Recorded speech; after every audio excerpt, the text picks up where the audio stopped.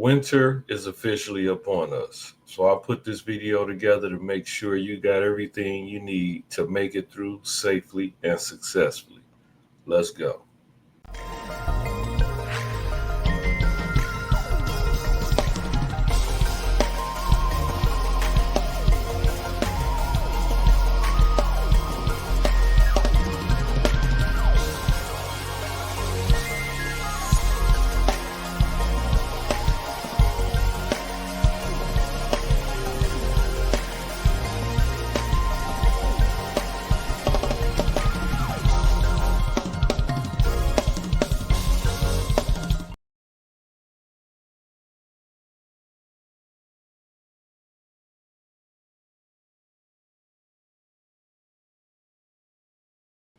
Today's show is all about giving you some vital information you need to make it through this season, safely, successfully, get you to and fro.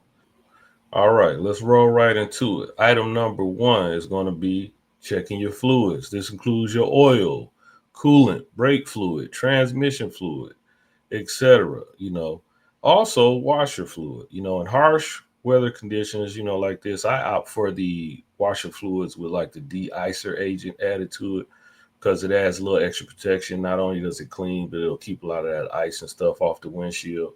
Once the season breaks and we get back to better temperatures and we're not having all the ice and stuff, I'll flush the system, like run water through it and spray it through the washers and then add regular fluid in. But during this time when we have a lot of snowstorms and stuff going on, I like to add the de-icer. And I tell you, that combination of snow, ice, sludge from the road, all that, it can build up on the windshield, be a mess. So you need to do that. And I guess I'll add a side note to that. Make sure you secure your hood properly after that. I've had a couple instances where I had to go on the scene to help somebody out where they checked something in or had another facility check something. They forgot to completely secure the hood. And nothing is quite as exciting as, going down the freeway at 70 miles an hour and the hood flies up, smashes your windshield and stuff while you're trying to drive. It's a mess. So always remember to, keep that hood closed. Another thing I suggest is like frequent starts for the vehicle. People miss this a lot. When you have temperatures, especially when you're talking about, I'd say 30, 40 or below, I would start my vehicle at least once a day, at least, even if you're not going anywhere. And not only should you just start it up, you should allow it to run long enough to where it reaches operating temperature, to where what I do is, you cut your vents on or cut the defrost in the face or whatever on, start the vehicle up, turn it up high. When you come out, the cooling gauge should have been removed. And then when you reach in, you should get some nice warm air. If you still got lukewarm, cold air going out, you haven't reached operating temperature yet. You got to let that coolant reach temperature, everything get warmed up, get that, warm air going through there. Make sure you got that going on. And also, if you don't, start it every day. If it's garage kept, now if it's outside the garage in those temperatures, start that thing every day.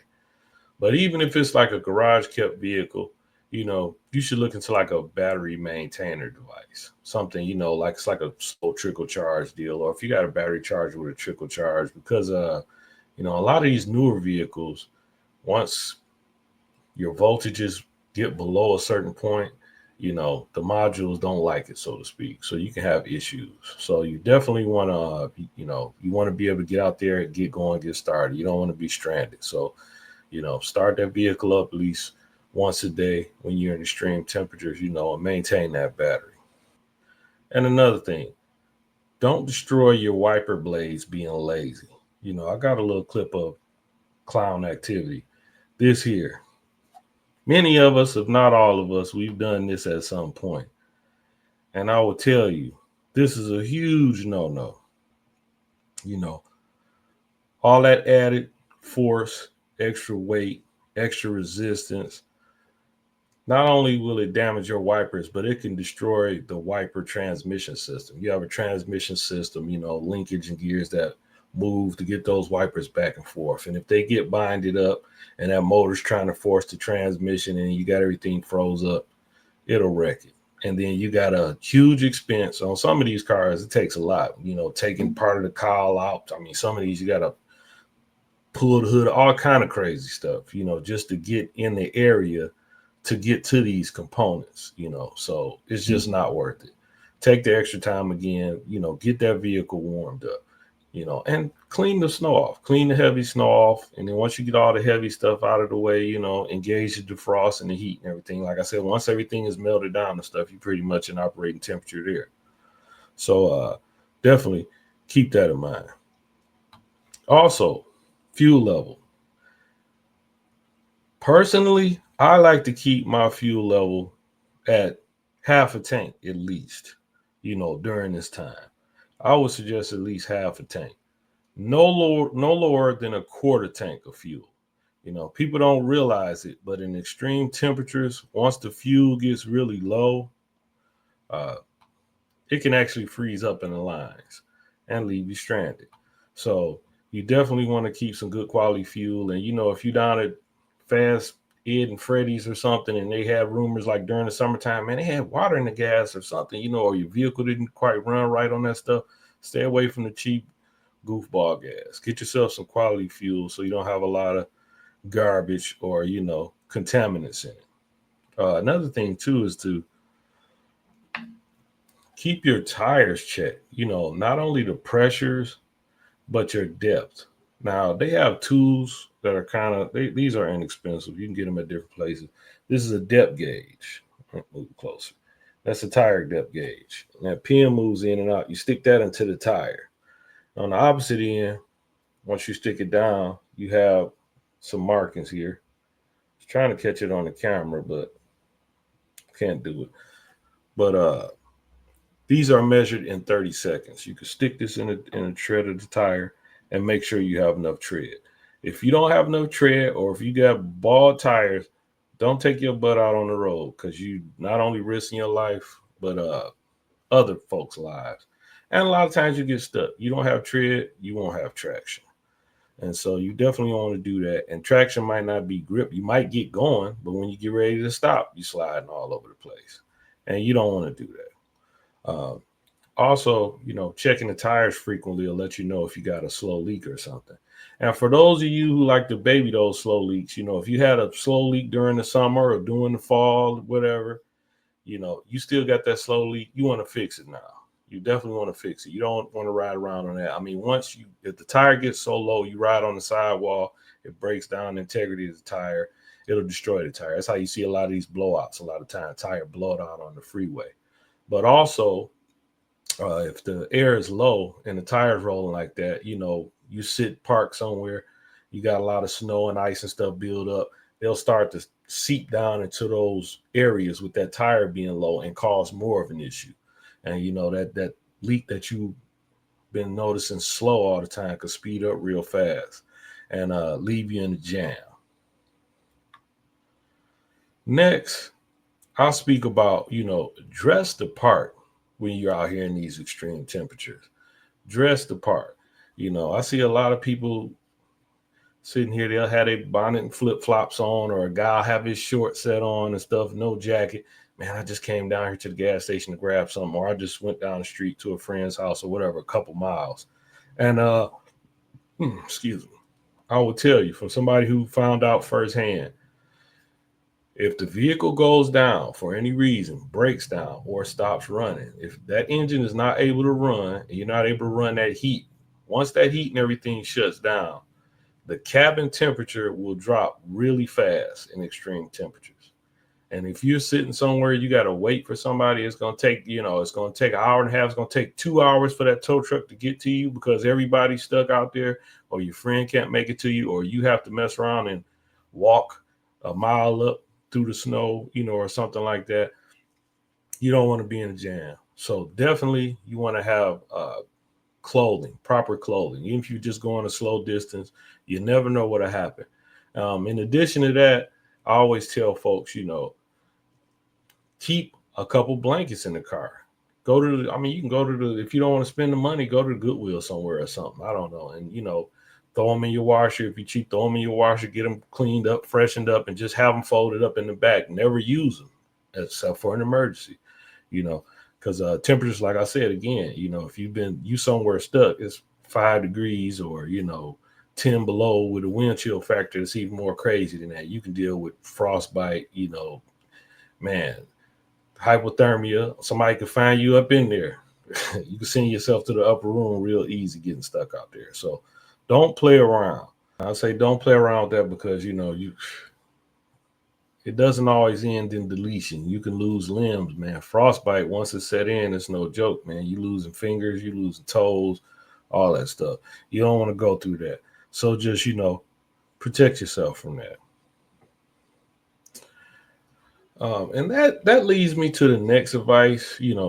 Get yourself a good emergency kit for the winter, definitely.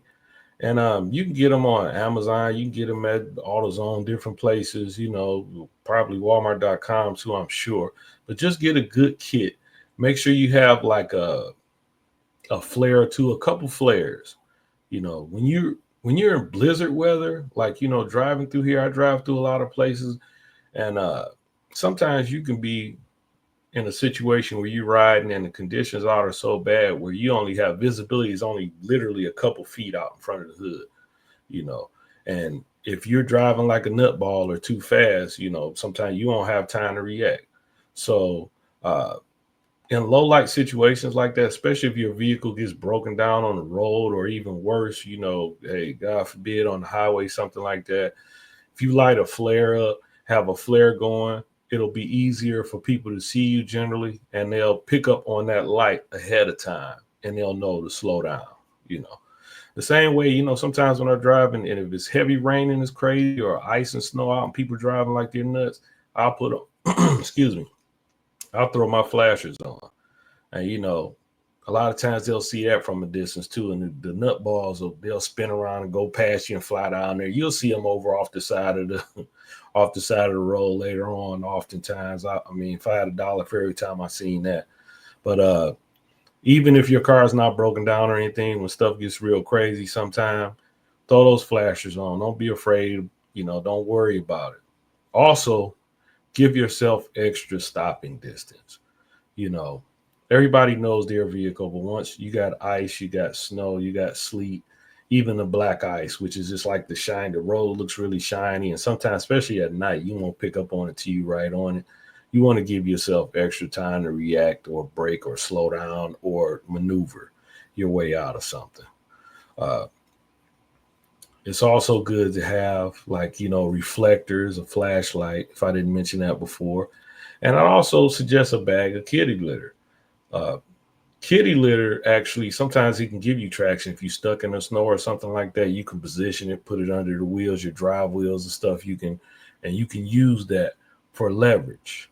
I would also recommend getting like a small, like they had a little, I don't know what the term is, like the military or spade shovel or something like that. I got a little video here. Keep a small shovel in the car. You can see like Helen is doing here. Sometimes when you get dug in, if you just spin out, you'll turn that stuff into ice. And once you turn that stuff into ice, instead of, giving yourself space to move, you're stuck for real. So it's good to keep a little shovel in the car too.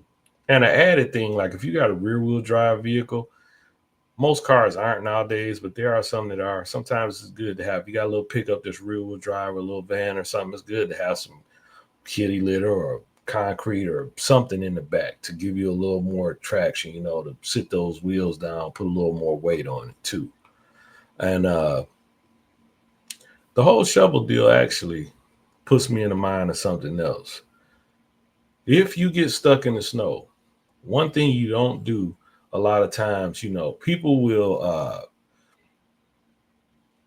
get stuck and drive or try to aggressively get out of the spot they're in. Like you'll see them, they'll have that thing going up. The little RPM gauge would be at 5,000-6,000. They spinning one way, they quickly throwing it into the next gear, slamming it back, spinning, throw it in gear again, slam it, spinning it, going crazy.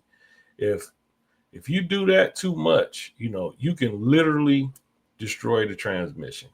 I've seen it before. I've had people I've had people I've known where I can remember one instance where I specifically told this young lady, like, listen, if it's stuck, you spinning out, hold on, you shouldn't do it like that. Let me try to, let me try to help you out. I'll go get ABC or whatever to help you, meaning just I'll go grab some stuff, come back, get a shovel, some other stuff.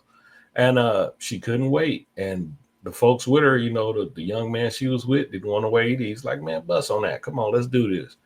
And by the time I came back, the vehicle had bled transmission fluid all underneath. And now, you had no issue before, but now you just destroyed your transmission because it got stuck. And then if you don't have, whatever it takes, several $1,000s for the repair, now you're in a jam. Not only is vehicle, you don't have a vehicle for the winter during the worst time. Along with that, just have more patience out here with folks. Don't rage, don't go through ego trips. If somebody flying and want to go around or they're in a rush, man, let them go around. Here out between Midland and Bay City, we have a stretch of road, 10, Highway 10 or whatever.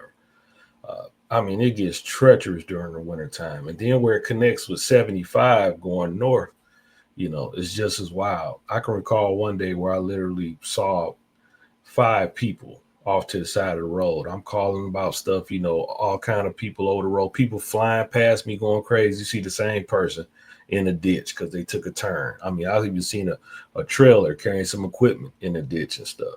So, take your time. Don't be quite as aggressive out there. Have some patience. Give yourself more stopping distance. Just do that because it's not worth it. It's not worth losing your vehicle. It's not worth hurting yourself, and it's definitely not worth harming somebody else or you cause someone else's demise. How can you live that down over something goofy like that? All right, so this will conclude my short video here on some advice. And I encourage everybody out here, if there was something else that's an honorable mention, be sure to, comment, like, share, subscribe, add it. I'm definitely, I'm pretty sure there may be some other things here that I may have missed. I look forward to, seeing what you have to add to this. But these ones I mentioned are very important, I believe. And a lot of people, lose sight of this. And some folks aren't aware of these things because we see it all the time. I mean, just like the transmission deal, for instance, wintertime is a good time for transmission shops because people spin them out, tear them up all the time and everything. And I just want you folks safe out there. All right. So until next time, take it easy.